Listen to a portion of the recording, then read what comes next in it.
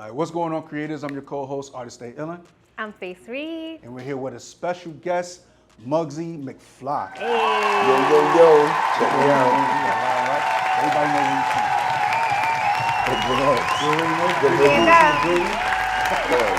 One money. All right. Now we're gonna get into a few dope topics, but before we get into any of that, what the hell are we wearing today? Okay, so today we have a very McFly fit. But we're gonna start from the bottom. Cyber clogs, a ode to the future. Shout out the Cyber truck, coming soon. But we got the shoes for now. Of course, in my signature color orange with the matching socks.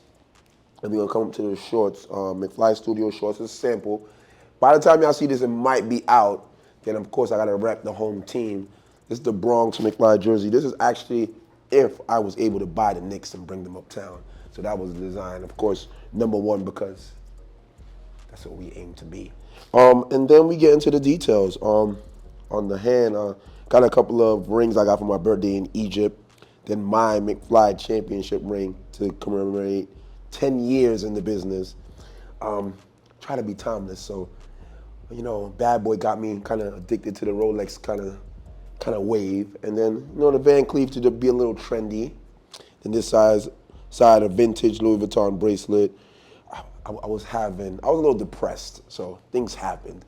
And then we get up here, the infamous Balenciaga LED glasses. I seen Kanye wore them on Drink Champs that came down and had to get them. These are the rarest shades you could get in the States.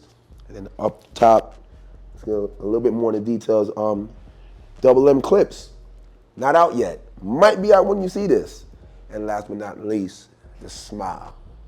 The bottom cap is designed by Gabby Jewelry, and the top is by Cooker T Grills, and just kind of tells a story about who I am. I'm Jamaican, my brand, I'm from the Bronx, and the brand color is orange. So today I thought I'd give y'all a dress because y'all deserve it.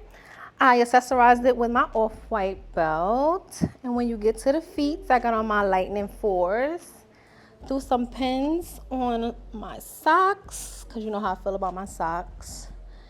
Come back up, jewelry, light, pearls for the girls.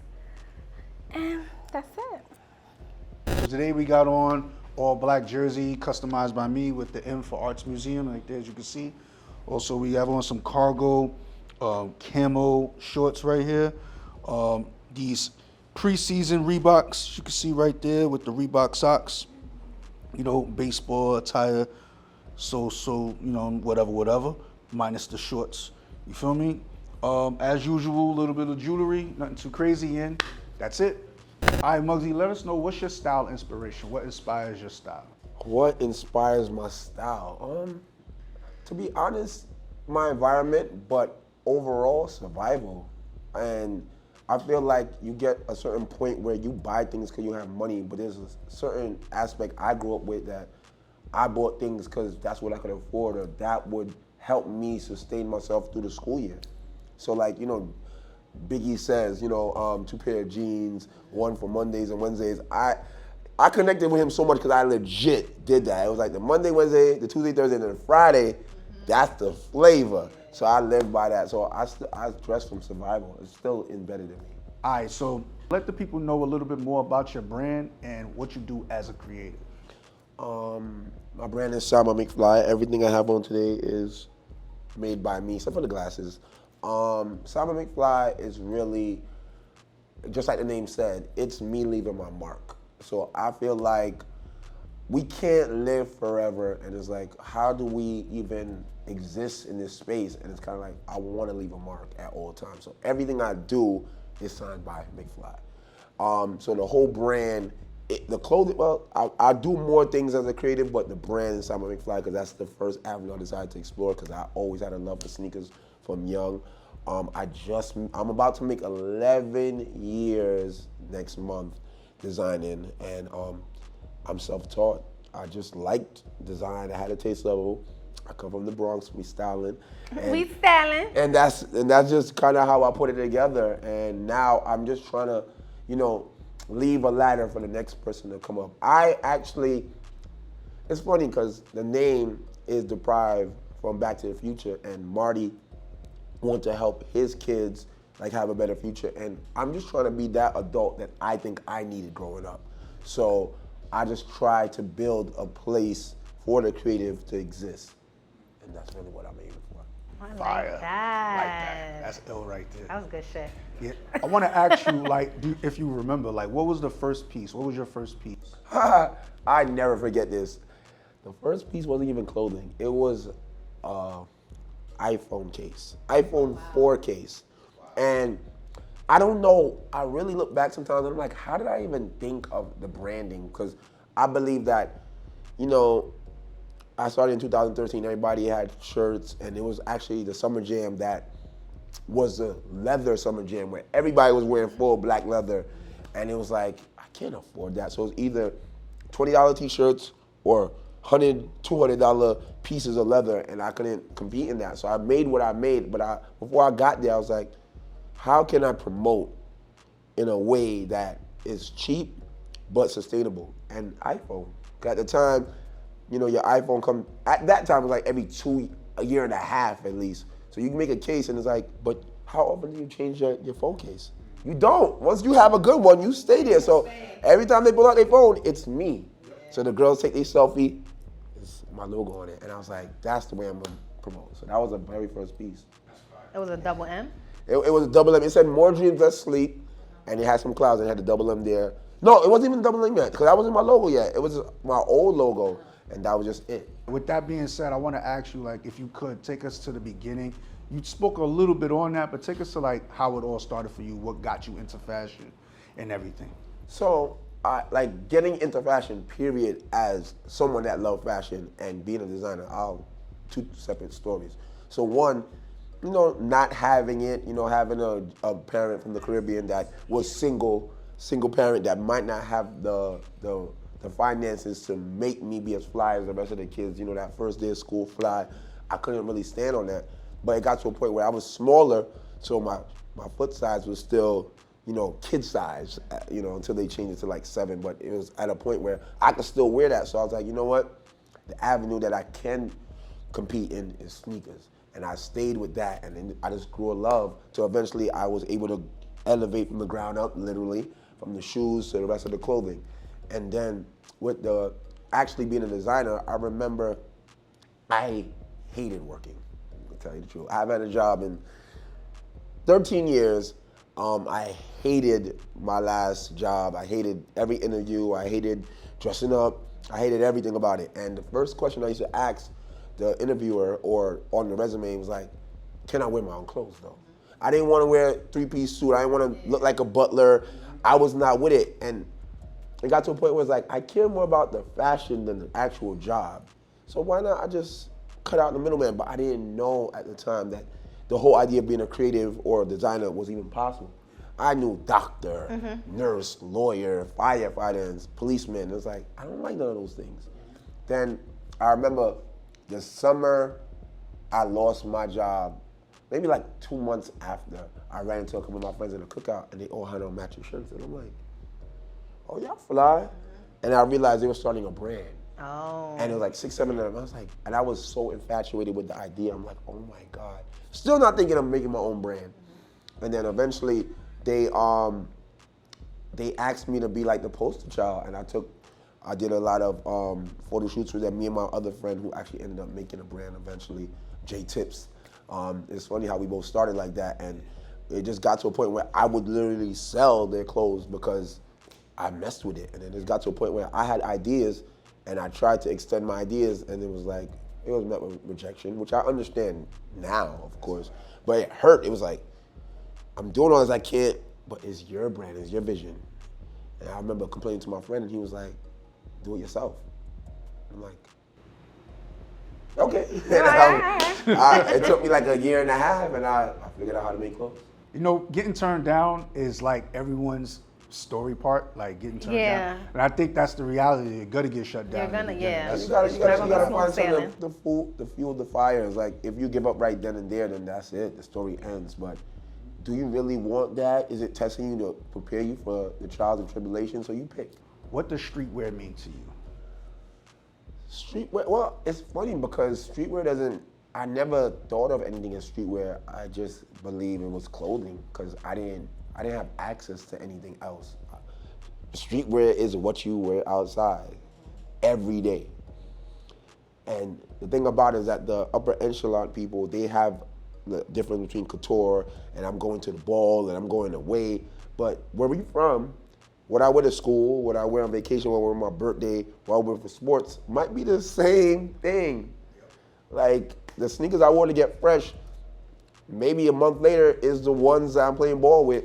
Maybe the one that I'm running up and playing manhunt with is the same clothes. So streetwear is just my clothes because I'm from the street. On the street, I'm outside with it I'm on. outside, so in that, I never, like I feel like that's more so like those people that only wear luxury and couture and dresses and those kind of stuff because when they want to step off of that pedestal, let me go wear streetwear. Like, you're never outside, okay, but streetwear is just what I wear. All right, so what are your thoughts on fashion today as it stands? What are your thoughts on it? So I learned to accept things for what they are, but it's two things. I believe that fashion is amazing right now because the spectrum is so wide, and there's so much that could be going on. So much people have a perspective and something to say.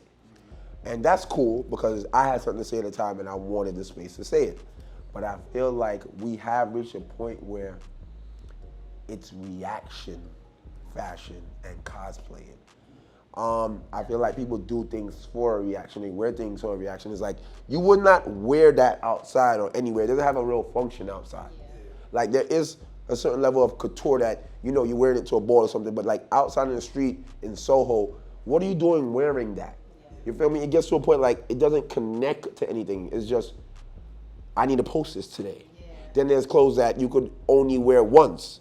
And once you take a picture, you'll never want to wear it again.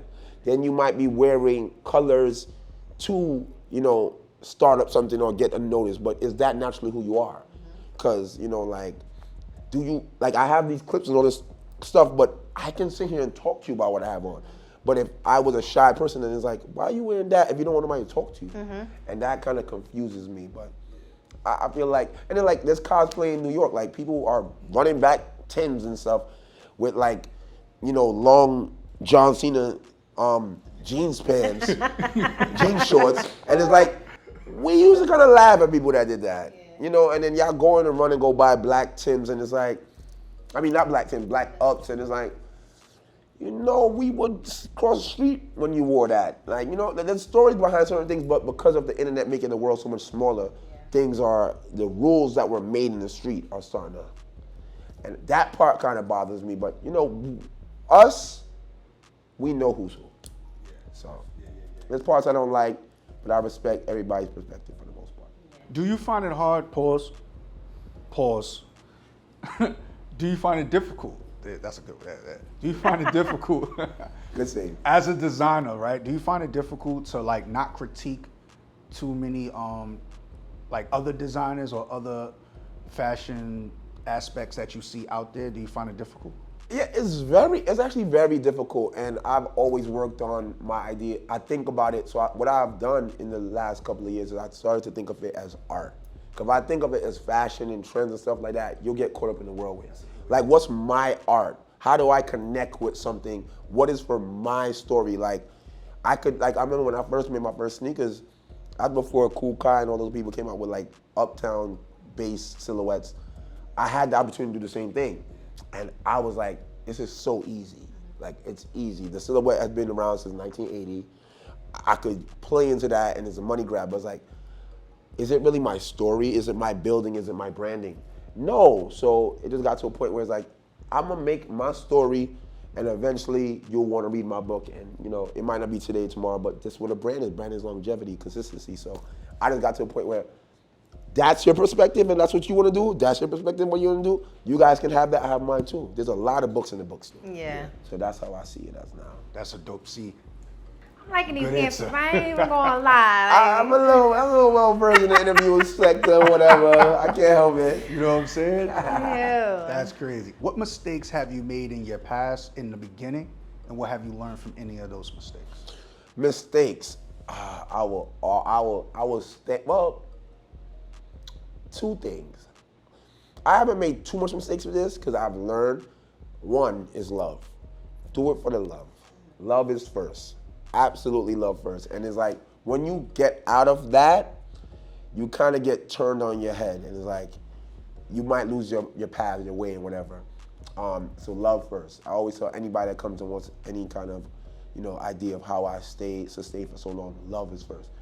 The second thing I would say, biggest mistake ever, especially with like how social media is grass is greener. Looking over the fence, looking at somebody else's path and thinking, oh, how come they got this and this got that and whatever? Because even before Virgil got as big as he was, I always kind of envied him. I'm like, who's this guy? Why did he get this, that? And then I learned about him, and I'm like, oh, nah, he deserves everything he gets. And it's got to a point where, and it is the opposite, where there's people that you might envy, and then you actually get close enough and you realize that they were only posting their highlights, and they aren't as big or unreachable as you think. They just make it look good. And it's so easy to fake the funk. You can pretend a lot. And I believe that most people aren't as good as their Instagram page. And I aim to always be better than it. If anything, I omit some of the good parts just to relax sometimes. That's smart. That way it can also humble you. Yeah. It keeps me at a point where it's like I said, like I have a good catalog of stars that have interacted with me and everything like that. But I know in my way that I always try to build relationships, and I never paid anybody to wear anything. So I might see other people do things, and it's like, you know what, whatever you did is what you did. But I know my way, it was my way. So I could always stand on that no matter what. And that's just it. So we'll be different. You did whatever you did, I'll get there. Like I actually had a friend that got to dress one of my favorite rappers, Fab, and I did feel a way like, damn, like, and I was like, you know what, in my time. And then eventually he wore my sneakers, and that meant a lot coming from like Fab to me. And I was like, cool. And That's he tagged a my fly brand guy. and all that stuff. And it's like, it was free. It was just off of interaction. He did it. It was genuine. Off the strength. So I appreciate that. I could hold that value. Yeah. Yeah. Humble. You humbled Yeah. yourself. Yeah. I always do the work first, internally first, before I put out that energy. I always do work here first, because you can control this. I think everyone has that part in them. Yeah. Pause. That was a mild one. Sorry. It's a mild one. It's like It was. That It was had to be- low. It was like a 4 or 5. It was like a 4 or 5. But I'm doing better. I'm doing better. Keeping it clean. I'm trying my best. You heard? I was doing, you know what I'm saying? For a couple of weeks now. I was, you know what I'm saying? For real. You know what? You haven't I'm gonna said move pause. on. That's what we're gonna do. We'll move on. All right. All right. Are there any, like, what are some of your favorite brands, if any, outside of your brand? What are some of your favorite low-key brands on the rise that you may want to talk about? Low key or brands, period. Which one you feel more comfortable with? I mean, I'll do one of both. So the brand that I'll start with a low-key brand, and that's a good friend of mine, Dio. He has this brand called Visionary Society, and he's out there in Mount Vernon, and he's really dope, and he pays attention to detail. He is like very community-based, and that's kind of like the values I have from my brand and myself. So I really love what he does, and I wear stuff all the time. I'm just one of those guys that it's not about just my brand, it's about what I want to wear. And I also, to double back on the brand that I like, period, Ralph Lauren, that's my favorite designer. And he said that, like, he had an interview, a big interview, and he was wearing a shirt, and it's like, oh, that's a nice shirt. It's like, yeah, it's like, I bought it in Kmart. And then, like, why, you're Ralph, why are you wearing Kmart? And he's like, yeah, because I don't care, I love the shirt, if I make it or not. And that's an unbiased opinion. And I believe that more people should think of what's the best, even if I made it or not. Like, that's what it should be. If you're always biased, then how do you get better? How do you even know what exists? Like, I seen an interview where Lil Wayne says he doesn't listen to anybody else's music but his own, and he thought 21 Savage was a group. It's like, huh? That's why you kind of rap like that now. So we understand. But I believe Ralph Lauren Polo is so consistent. I don't think there's any consistency and the spectrum they have where you could have a Ralph Lauren undershirt on right now that might have been $35 a pack, but then there's purple label that's cost thousands. So for him to be able to give you that feel that far and for that long, it's kind of amazing. And I feel like everybody falls off, but he just plays by his own game. He doesn't focus on anything else. He'll have his times where he do the rugby or the denim supply or whatever, but he stays the course.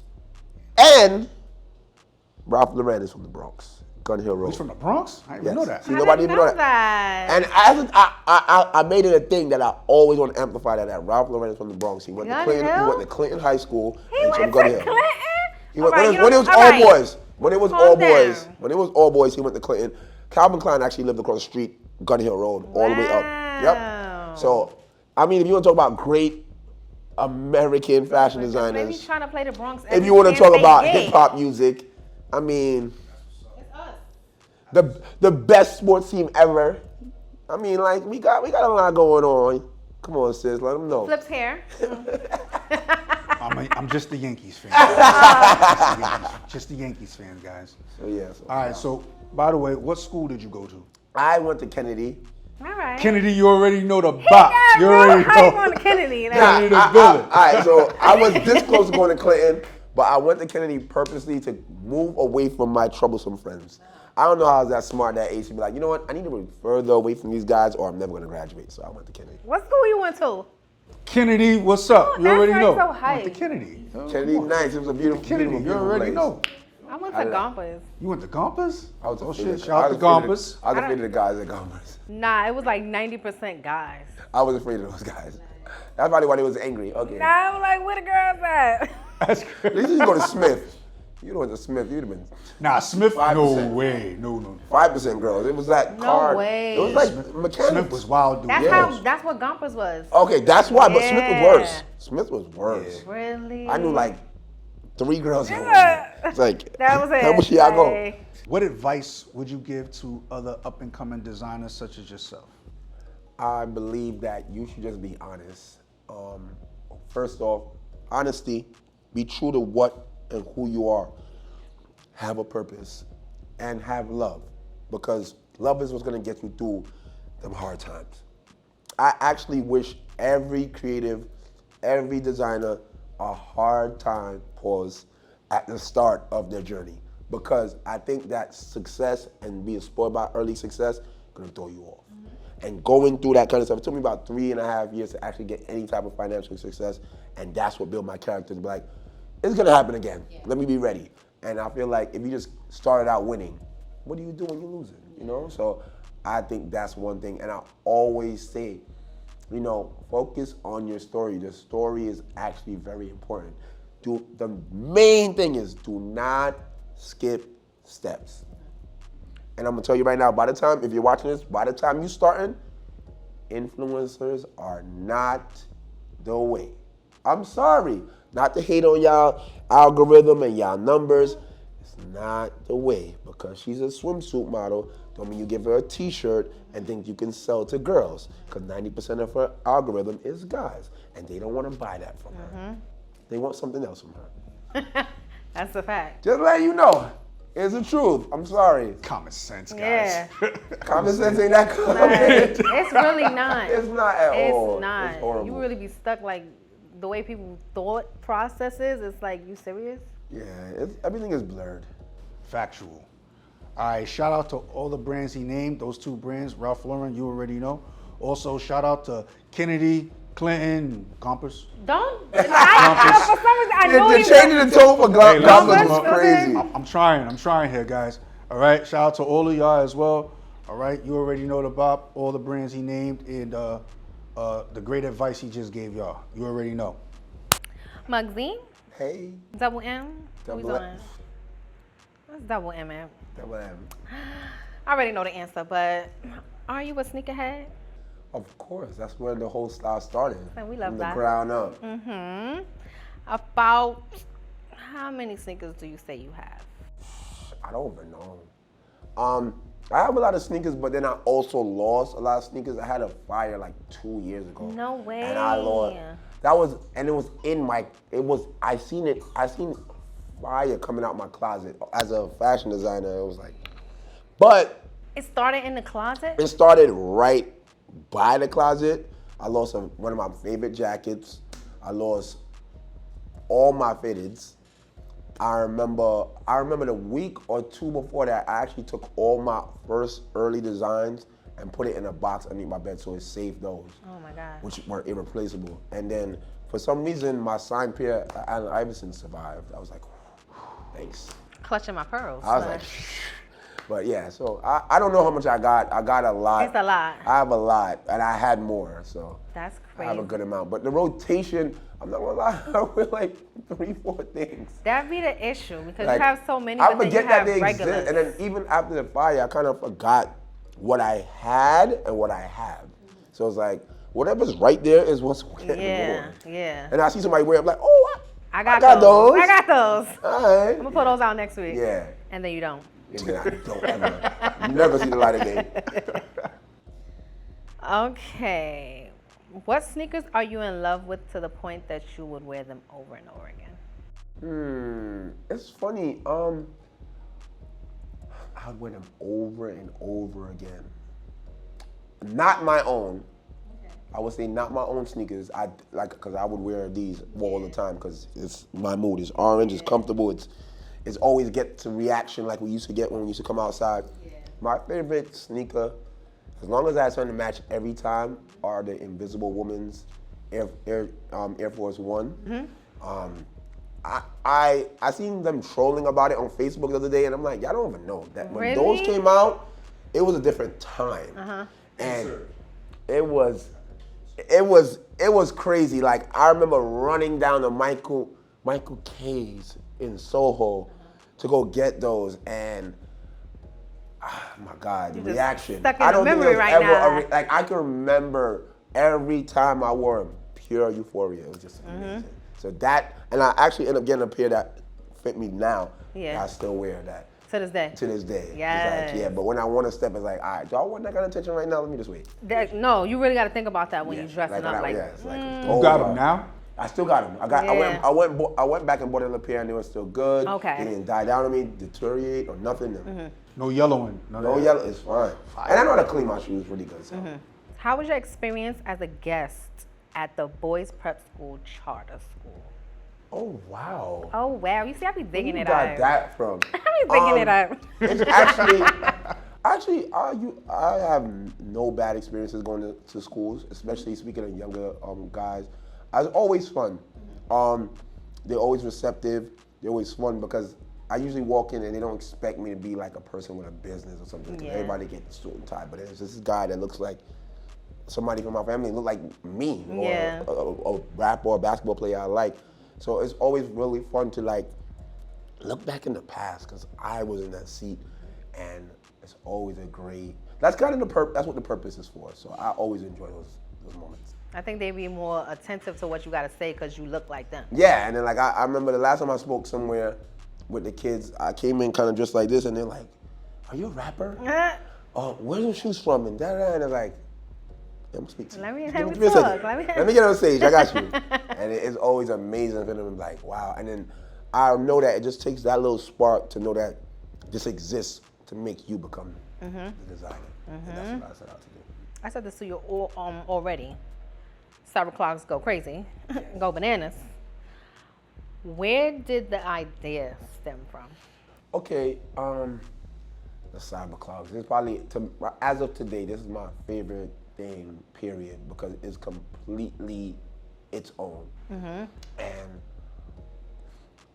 I feel like it's the only thing that kind of speaks for the brand, who I am, where I'm coming from, and where I want to go. All so in it's one. Everything. It's just like the perfect center point of my being. So I believe I've been a big fan of the foam runners when Kanye came out with them, as well as Salehi, what he's doing with Crocs. I think those kind of innovation is needed. I remember before Virgil passed, he says he doesn't want a retro because why do we keep going living in the past? Let's move forward because, you know, as much as I'm a Bronx kid and I love Air Force Ones and I love Air Jordan Ones, those are from the 80s. Say that, hold on. Hold on, I don't think the people in the back heard you. You love, what two sneakers? I love Air Jordan 1s and Air Force 1s. But he said Air Force Ones He as well. switched it the second time around. Continue. But they're from the 80s, and I think we need innovation. As much as they are great, and they're kind of like the perfect shoes, honestly, like shape-wise and everything, but there's innovation, and I believe that capitalism has stunted innovation because they keep wanting to sell us the same thing over That's and a over. fact. So I feel like tying into being McFly, Back to the Future McFly, it was always caring about the future, but paying homage to the past at the same time. So with these, I have the futuristic shape of, let's say, a DeLorean, which ties into the namesake that I got my brand name and my name from. But at the same time, it being cyber, it's paying homage to the cyber truck from Tesla that's coming out now. Okay. So that's mainly where it came from, and the whole idea of, shoes without laces is a more futuristic mold. I know that all sneakers that everybody has on, if you left those sneakers unworn for 3 months and tried them on, It's falling apart. over. But these, it's not gonna happen. So that's kind of what it is. It's reaching the point where it's more sustainable, it's more fashionable, and no matter what, even if you don't like my shoes, it's gonna get your attention. And that's what I kind of wanted to live off of. So I personally love them. Like, I love it. fire. I love them. And that's the thing. I believe that all art is subjective. Like, you should be able to love or hate the art, and that's fine. Some people be like, yo, I couldn't. Oh, I can. Interesting. But I got your attention. It's a discussion. I feel like we play it so safe now where it's like, they're kind of training us to be clones. Yeah. Like, if you want the attention, do the dance that everybody's doing this week. If you want attention, play the song that's the most popular song right now. It's like, where's the pockets for the people that are doing things new? Yeah. So that's what I want to be. And I'll tell you, when Phone Runners first came out, everybody hated them. I'm telling you. I said that. I'm telling you, I know for a fact. They was sitting. We was hating, then it started to get some colors, and girls started wearing it different ways, and everybody's like, oh, it could go like that. Yeah. And I'll never forget, my favorite Kanye shoes, which inspired me to make a lot of stuff, are the Wave Runners. And I remember, I went on my phone, seen every size, full size one, and ordered them with ease. And once I got them and wore them, everybody wanted them. And then when they restocked, it sold out in seconds. Out. And that's the thing, is like, I learned that, most people aren't creative or fashionable, so it takes them time to, get over that hill. But I'll start it up, it's fine. Sometimes some people have to see people do other things to go and want to do other things. Yeah. Not me, I'm cool. Yeah. I can start it. Yeah. That's it. We see the vision already. Factual. That's that Bronx shit. You already. That's that Bronx shit. That's that Bronx shit. What do you think the biggest issue in the sneaker community is right now? Oh, the biggest issue, well, okay, it's capitalism, and we just want to be straight up. But that ties into a couple of things, is the removal of community, the story, and innovation. So, as much as people hated it, the sneaker lines and that kind of stuff was needed. It's like, I went to a store in Co-op City Basics that they used to put my name on the box. I could call in and they'll let you know ahead of time.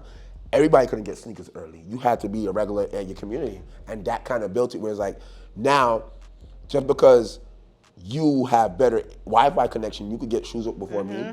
I've been at this for years. I have a relationship with this owner, but now they all tie back and they don't want to give the mom and pop stores the sneakers no more. The person, the geek with the best internet connection and the bots can go get all the pairs. And then now, the opportunity of, I don't like the sneakers, but I'm gonna buy it so I can make money. And it's like, whenever something becomes successful, it becomes popular, and that's it. So it's like, I love them, they're coming back out, but like, how many times have you seen Galaxy foams in the wild? Like, really think about it, those are sold out. How many times have you seen them in person? I've seen them 3 times maybe. And that's kind of crazy. Like, if they're that amazing, I'm used to coming from a place where something is very popular, it gets seen outside. Like, I see them constantly as a popular take, which is reaction culture. Worst shoes is Panda Dunks. But I see Panda Dunks every single day. So how is it the worst shoe? It's actually the best shoe. I'm not gonna lie. That and Air Force White, all whites, are the best shoes. If I walk 10 blocks, they got it. Yeah. They got it. I believe that maybe because that's probably, like you said, reaction. People who dislike something because they see it so much. Yeah. Kind of like me with the fucking Yeah. Jordan 1s. I guess, right? That's me with Asics, but I'm not gonna get into that. Well, there you go. You know what I'm saying? They more obtainable, so now you don't like it because everybody. Yeah, got but it, like, right? there's a time. There you go. You said it. There's a time and place for everything. Like I don't want to date myself, but I remember the Doug Funny episode where he was with the basketball player, and the basketball player had his amazing shoes, and then he had his regular beaters, and it's like, these are what I wear when I ain't playing ball, my guy. And then he just signed his shoes and made his shoes popular. And it's like the Panda Dunks and the Air Force. This is what you wear when you just, when you want to go step out, yeah. But it's like people don't realize, like, oh, if you go outside regular, you can't get your picture taken. So now this doesn't exist. Of course it exists. Like, that's what's the problem now, and I hate it. Absolutely hate it. So you've been doing a lot of big things, and I came across the post where you had your, your shoe line at Saks. So how was that? Oh man, that was kind of surreal. I feel like there was a point where I kind of lost a little bit of my way, and I decided this was one of the times where, okay, so I mentioned Virgil earlier, and Virgil in my head was kind of always like my rival before he went to Louis Vuitton. And I feel like it's so easy to hate on things. And I remember Virgil going to Louis Vuitton and people hated on a lot of his collections. And, oh, what is he doing? Why would he do that? Oh, he's copying this, he's copying that, he's doing this and whatever. And I remember I said, you know what? Like, that might be the highest seat you could have in fashion right now, being like the creative director of menswear in Louis Vuitton. And I said, I always try to think about myself in those spaces, like, what would I do if I was him? And I'm like, shit, that's very fucking difficult. So how can I judge this man for being himself in this space? What would I do? And then I started thinking, like, damn. So I started setting out to design in a manner where, let me design for the job I want. Let me design like I am the head of Louis Vuitton, like I'm in that building. So I went to up stuff, and I want to be more creative and deeper in my storytelling and my creative movements. And I remember, I never forget, Kanye had dropped the Gap hoodie, which was like his perfect hoodie. And Essentials is bubbling. And I believe that in New York, for most part, the major essential for fashion brands is the hoodie. I always tell people that want to start brands, you want to be everybody's favorite black hoodie.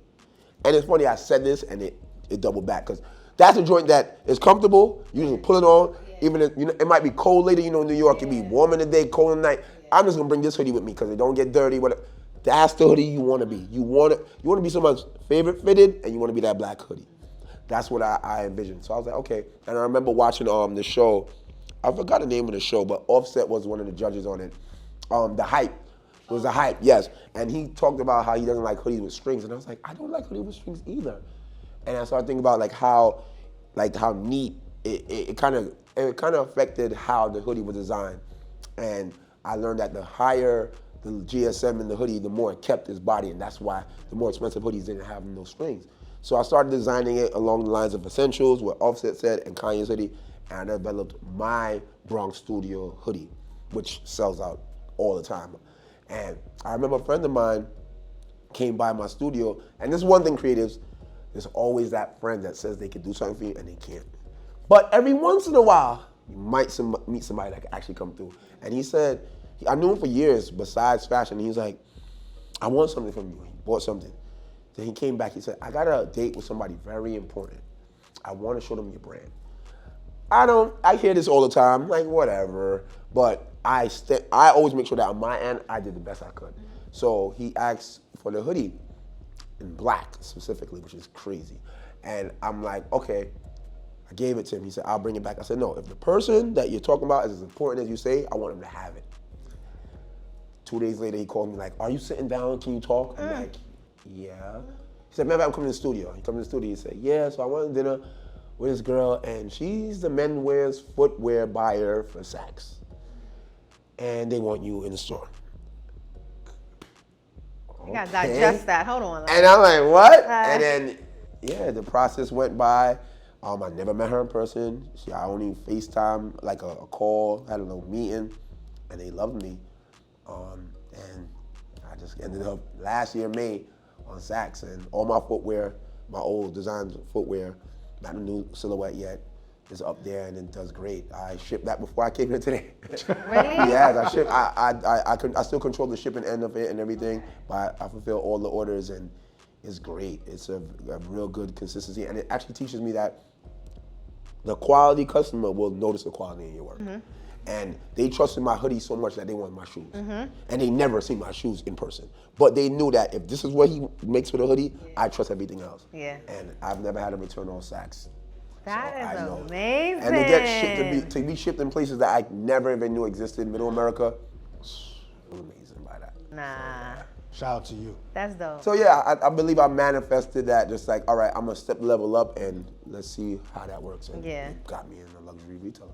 How was it being a part of the 2022 Grammy Awards? Oh. Oh, Ooh, get wow, it. we go in there. It was actually very, very exciting, but at the same time, I wish, because it was like still the COVID-y hangover. I was in it. I was a part of the Grammys 2 years in a row. Oh. 2021 and 2022, I believe. It was dope. I got asked to be a part of their gift bag because they do like a thing for the media and all the guests and all the hosts and everybody in the back end. First year, since it was more virtual, I did a gift card. It kind of worked because I got the promotion, and then people redeem. So if you didn't redeem, it didn't cost me nothing, but I got. And for some reason, because I was black and from the Bronx, every article headlined me. Like I was on Extra, I was here, and I'm like, Jesus. And I was like, I didn't expect it. It was like, what's going on? So it was a flood. It was crazy. And the second year, I did. You have to be strategic because like one size doesn't always fit all with things. And so I had a trucker hat, my favorite trucker hat, and I gave it out. And still with the pandemic, it worked out because those things got sent to people's homes. So there's things that are in people's house that I don't know when they or wherever they wear it, but it exists. Yeah. So it's like, it just felt kind of surreal. Like, damn, it's really that close to get to these people that you look up to all the time. So it was great, and it kind of gave that stamp like, you ain't got a Grammy though. I ain't got one. I ain't got one, but I was on the other end, and I Listen. liked it. It felt amazing. I want to be there. I'm gonna be there. We'll put it in the stars. The evolution of McFly has been nothing short of spectacular. So what's next? What's next for me? I really, like I said, I started thinking about it more so as art. So I know that like on the capital side, people are really mindful of like who they break bread with, but I want to expand. Of course, in a tasteful way. So I've been working with a sales rep to try and expand my reach in different places that I feel suitable. I kind of want to treat it like art, where point where every retailer or space is a museum. I mean, play on y'all words, art museum. I mean, I ain't do that on purpose, but if it makes sense, it makes sense. So I feel like I want to be able to put my art in each one of these places because I have, as small as the world is, as big as the world is, because there's still so much people that don't know you exist. Yeah. And even in the Bronx or even New York, there's still people that would be like, oh, I was a part of a Juneteenth parade yesterday, and people were there, they see my shoes, they're like, those are crazy, sir. And I'm like, yeah, the parade was 10 blocks away from where my studio is. And they're like, you have a studio? I'm like, yeah, you still got a lot of work to do. There's a lot of us out here in New York. So it's like, the thing for the artists is for them art to, bring emotions to more people. And that's my goal. So I want to reach that. I want to reach the point where I can kind of bring everything, extend the spectrum on my Ralph Lauren, where the luxury ceiling is way higher and then essentials is I want to be like essentials to the point where I can do a good price point, but the quality does not forfeit at all. Okay. And I want to get overseas. I went to Paris Fashion Week, which is Fashion Week right now, but I went to one in February with these shoes, and the reception for these were unbelievable. And I feel like this is a European style that they would eat alive, and that's my goal. Like I really want to, and I want to take time with the pieces like these, especially that I care so much about, because as a creative, people don't realize if I drop something in March, I might have been living with that since the October before. So I'm tired of it now. Yeah. But you might be it's brand new to you. Yeah. I want to give each thing its the right amount of time to grow and be what it needs to be. And that's what I'm focusing on this year. That's what's next. Yes, I just want to be better, bigger, and Yeah. everywhere. I'm sure you will. Yes. All right, so we're gonna wrap it up right there. All right, Face, let everybody know your handles and everything where they can find you. Everything face_Reed. Follow me. All right, McFly, let everybody know all your handles and everything where they can find you. Mugzy Mcfly on everything. Simon McFly. Google me, please. Everything's there. Google me, baby. All right. All right, y'all. Y'all already know the Arts Museum is the YouTube channel. Also, the Arts Museum on Instagram. Make sure you guys check out the 10 for 10 content and all the other content that's available there as well. And as always, tell your mother, your father, your sister, your brother, whoever you need to tell. And once again, if you like the video, Like the video. like the video. It's free. Respectfully. Now, that's it. That's all. And we out.